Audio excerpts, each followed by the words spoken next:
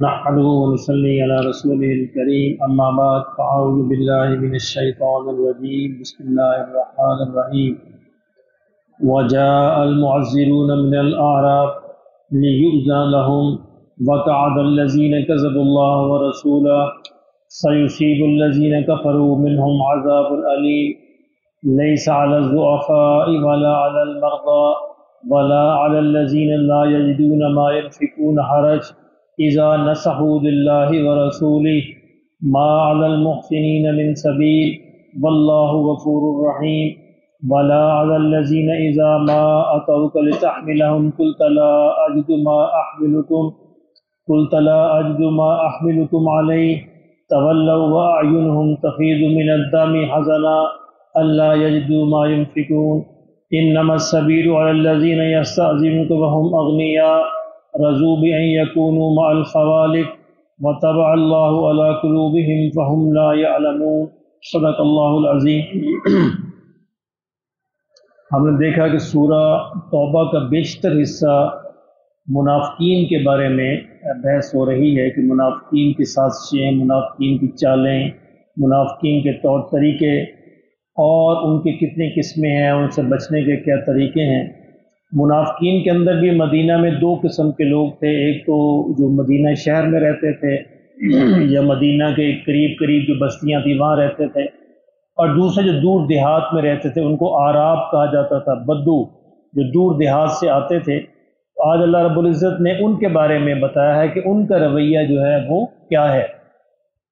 فرمایا کہ وَجَاءَ الْمُعَذِّرُونَ مِنَ الْأَعْرَابِ، کہ جو اعراب ہیں، جو بدو ہیں، دور دراز کے دیہاتی ہیں، فرمایا وہ بھی آپ کے پاس آئیں گے عذر کرتے ہوئے، بہانے بناتے ہوئے۔ یعنی یہ جنگ تبوک کا موقع ہے اور نبی صلی اللہ علیہ وسلم نے عام اعلان کر دیا تھا کہ ہر وہ شخص جو خود کو مسلمان کہتا ہے، جو اللہ رسول پر ایمان رکھتا ہے، وہ اس جنگ میں لازمی جائے، یعنی سب کے لیے لازمی کر دیا تھا۔ اس طرح پہ جو منافقین بالکل پہچانے گئے، وہ مختلف بہانے کرتے تھے اور آ کر مختلف ہیلے بہانے کر کے اجازت طلب کرتے تھے۔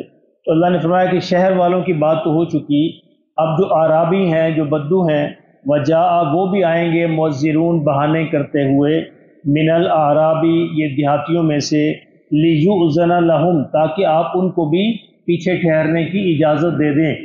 وقعد الذین کذبوا اللہ ورسولہ، اور فرمایا ان میں سے ایسے بھی ہیں جو بیٹھے رہے جنہوں نے اللہ اور رسول کو جھٹلایا، یعنی یہ دوسری قسم ہے ان کی، جنہوں نے آ کر بہانے بنانے کی ضرورت بھی محسوس نہیں کی، یعنی وہ آئے ہی نہیں، انہوں نے بہانہ بھی نہیں بنایا، انہوں ساتھ جانے کی زحمت بھی نہیں کی اور جھوٹے بہانے بنانے کی بھی کوئی زحمت نہیں اٹھائی۔ فرمایا کہ یہ وہ لوگ ہیں سَيُصِيبُ الَّذِينَ كَفَرُوا مِنْهُمْ عَذَابٌ أَلِيمٌ، کہ یہ وہ لوگ ہیں جنہوں نے کفر کیا، ان کے لیے اب دردناک عذاب ہے۔ یہ دو قسم کے لوگ تھے، ایک تو آئے جنہوں نے جھوٹے بہانے بنائے اور آپ کر آج سے اجازت طلب کی، اور دوسرے جنہوں نے یہ زحمت بھی نہیں کی، اپنے گھروں کے اندر بھی بیٹھے رہے کہ ٹھیک ہے ہم نہیں جانتے کیا کر لیں گے، کچھ بھی نہیں۔ اللہ نے کہا کہ یہ تو پتہ چلے گا آخرت میں، ان کے لیے عذاب علیم ہے۔ لیس علی الضعفاء ولا علی المرضى، فرمایا ہاں ایک اور قسم بھی ہے، ان پر اللہ کی طرف سے کوئی عذاب نہیں ہے یا ان پر کوئی حرج نہیں ہے۔ کون سے ہیں؟ جو ضعیف لوگ ہیں، کمزور لوگ ہیں، جو سفر نہیں کر سکتے، جو واقعتاً کمزور ہیں، اللہ ان کو جانتا ہے۔ ولا علی المرضى، اور جو مریض ہیں، بیمار ہیں۔ ولا علی الذین لا یجدون ما ينفقون، اور جن کے پاس راستے پہ جانے کے وسائل نہیں ہیں، سواری نہیں ہے، مال و دولت نہیں ہے، نہیں جا سکتے، خرچ نہیں اٹھا سکتے۔ فرمایا ان تین قسم کے لوگوں کا پیچھے ٹھہرنے میں کوئی حرج نہیں، ان پر اللہ کی طرف سے کوئی الزام نہیں ہے۔ جو کمزور لوگ ہیں، جو بیمار ہیں اور جن کے پاس راستے کا خرچ موجود نہیں، فرمایا ان کے لیے کوئی حرج نہیں۔ اذا نصحوا للہ ورسولہ، لیکن شرط ان کے لیے بھی یہ ہے کہ اگر وہ اللہ کے رسول کے خیر خواہ ہیں، یعنی ایسا بھی ممکن تھا کہ کمزور ہوں، ضعیف ہوں، بیمار ہوں، لیکن گھر بیٹھ کے سازشیں کرتے رہیں، گھر بیٹھ کے لوگوں کے ذہن جو ہے وہ بگاڑتے رہیں، فرمایا تو وہ بھی انہی میں شامل ہو جائیں گے۔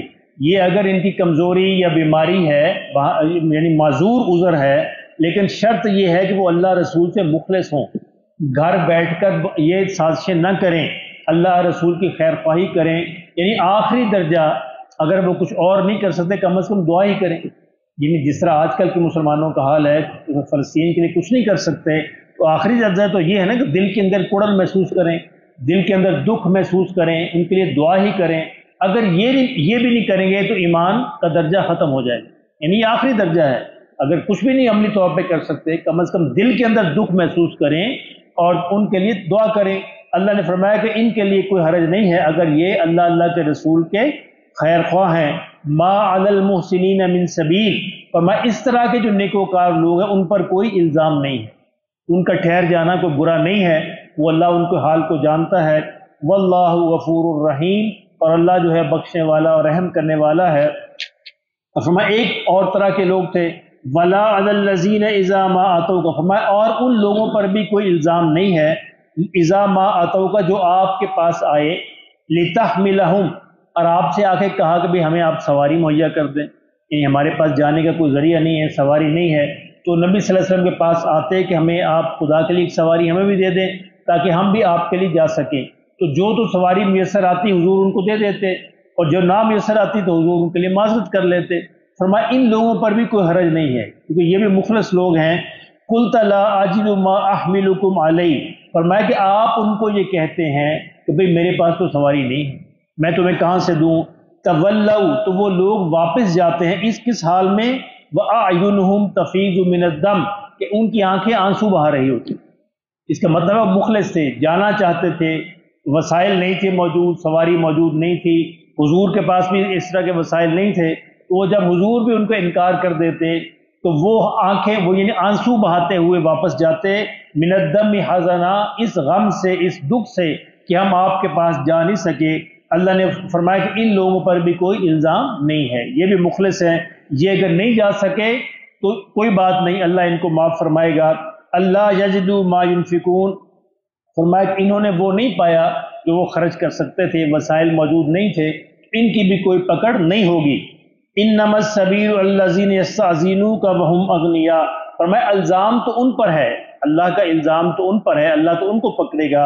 یستأذنونک، جو آپ سے اجازت طلب کرتے ہیں، وهم اغنیاء، جبکہ غنی بھی ہیں، جبکہ مال بھی ہے، وسائل بھی ہیں، جا بھی سکتے ہیں، کوئی ان کے پاس عذر بھی نہیں ہے، بیمار بھی نہیں ہے، مریض بھی نہیں ہے، کمزور بھی نہیں ہے اور غریب بھی نہیں ہے، پر ان کو اللہ پکڑے گا.